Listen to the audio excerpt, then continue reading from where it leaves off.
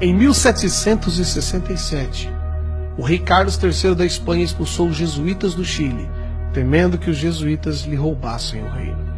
E dentre os jesuítas expulsos estava um padre de origem judaica, o padre Manuel Lacunza, o qual foi para a Itália em 1768 e publicou na Espanha, em 1811, o livro A Vinda do Messias em Glória e Majestade. Anos mais tarde, em 1827, o ministro presbiteriano, o escocês Edward Irving, traduziu e publicou as ideias de Lacunza na língua inglesa. Após essa publicação, em 1830, Irving foi expulso do presbitério em Londres, tendo sido acusado de heresia e criando assim uma nova igreja, a Igreja Católica Apostólica Carismática. Irving tinha como membro de sua igreja Margaret MacDonald, uma jovem neófita de apenas 15 anos de idade, a qual, depois de tanto ouvir os discursos de Lacunza e de Irving, teve diversos sonhos, nos quais se diziam que Jesus voltaria em 2 vezes, depois haveria um milênio e não haveria tribulação para o povo de Deus, como os cristãos atuais diziam. Irving havia se especializado em escatologia, a doutrina dos acontecimentos do fim do mundo, e se julgava conhecedor dos assuntos apocalípticos. Irving então juntou tudo isso e divulgou esses ensinos no jornal O Relógio Matutino. Nessa mesma época apareceu William Miller, fundador das doutrinas adventistas, o qual previu que o retorno de Jesus se daria entre 1843 a 1844. Quando percebeu que Cristo não veio, Miller tratou rapidamente de mudar as suas ideias e as suas datas, e inúmeros seguidores o abandonaram. Porém, um grupo permaneceu e fundaram assim a Igreja Adventista do Sétimo Dia.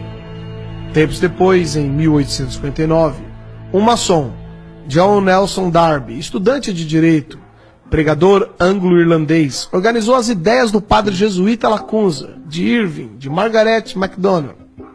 Darby ensinou que a igreja seria arrebatada antes da grande tribulação, que para ele duraria 7 anos. E Darby também reinterpretou a Bíblia, criando as doutrinas dispensacionalistas. Os ensinos de Darby foram amplamente disseminados ao redor do mundo quando um pseudo-advogado maçom norte-americano chamado Cyril Scofield publicou a Bíblia de Estudo Scofield.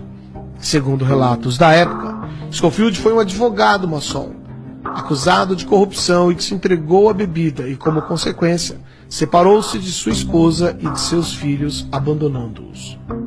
Tempos depois, se tornou membro da Igreja Congregacional e trabalhou com Moody. Scofield divulgou amplamente o sistema teológico, desde Lacunza até Darby, o qual afirmava que o retorno de Jesus Cristo ocorreria antes da grande tribulação, e, portanto, os cristãos não deveriam preocupar-se tanto assim. Após ter sido ordenado, Scofield casou-se novamente e passou a fazer conferências bíblicas e distribuindo na América cursos bíblicos por correspondência. Scofield imitou Charles Taze Russell, o fundador da seita Testemunhas de Jeová, o qual afirmava que Jesus voltaria de modo invisível em 1874, seguido por um outro retorno em 1914. Em 1909, Scofield publicou a primeira edição da Bíblia que leva o seu nome. Ele foi patrocinado por banqueiros que tiveram interesse de que essa nova doutrina fosse divulgada. Entre eles estava Henry Drummond, um rico banqueiro inglês e envolvido com ocultismo e práticas de hipnose.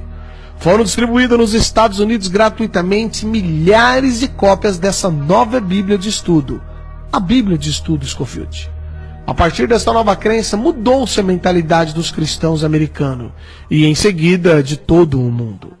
A maior parte dos cristãos passaram a crer que não mais passarão pela grande tribulação, e se não forem arrebatados na primeira vinda de Cristo, poderão ser na segunda vinda. Juntando-se a isso, surgiu o escritor de ficção Tim LaHaye, que popularizou através de livros e diversos filmes as ideias da Bíblia de Estudo Scofield. E Tim LaHaye lançou também a sua própria Bíblia, a Bíblia de Estudos Tim LaHaye. Os filmes de Tim LaHaye são ficção, como ele mesmo diz, e mostram as ideias de Lacunza, de Irving, de Miller, de Darby, de Scofield, os quais afirmam que a vinda de Jesus, isto é, o arrebatamento, não será visível, mas será um rapto, uma espécie de sequestro, e que os cristãos que não forem arrebatados poderão ir na segunda vinda ou nos 1000 anos que seguirão.